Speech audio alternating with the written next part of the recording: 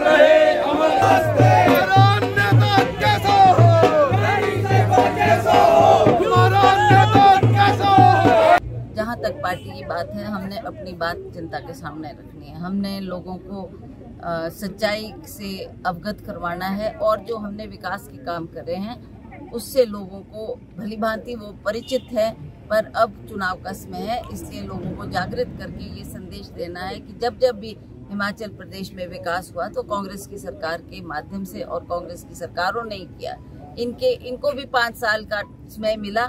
ये हमें बता दे कि इनके कार्यकाल में क्या ऐसा काम इन्होंने किया है जिसको लेकर ये लोगों के मैदान में लोगों के बीच में जाना चाहते हैं। और ये भी सर्वविदित है कि इन्होंने काम किया होता तो इनको बार बार प्रधानमंत्री को लाने की आवश्यकता न पड़ती। इन्होंने काम नहीं किया है, विकास के नाम पर ये वोट नहीं मांग सकते। और जो भी काम माननीय मुख्यमंत्री ने किए हैं तो वो काम है जो पिछली सरकार करके गई है, उसी का विधिवत रूप से उद्घाटन कर रहे हैं। और ये भी इस बात को जानते हैं कि अब वो समय आ गया है जब हमें प्रधानमंत्री की जरूरत है।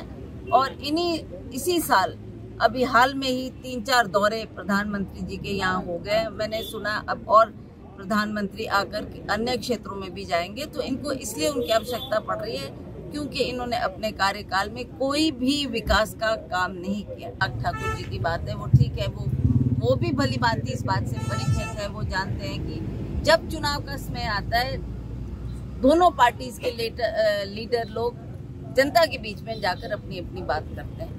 मैंने आपको कह दिया है कि हमने विकास किया। हम तो एक ही मुद्दे को हर चुनाव के मैदान में ले जाते हैं और विकास के नाम पर लोगों से वोट मांगते हैं। पिछला उपचुनाव हुआ, उसमें भी हमने बार बार यही बात जनता के दरबार में रखी और हम जानते हैं कि लोग विकास के नाम पे ही वोट देंगे और अगली सरकार कांग्रेस की बनाए। उनको क्या ज्ञान सुधारना है?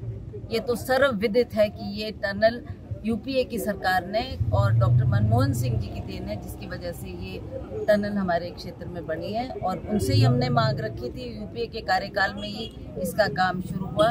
और ये वहाँ के लोग भी जानते हैं कि ये किसकी देन है और किसने इस कार्य के लिए हमें दान दिया, आर्थिक सहायता की और इस टनल को बनाकर हमने लोगों को समर्पित किया।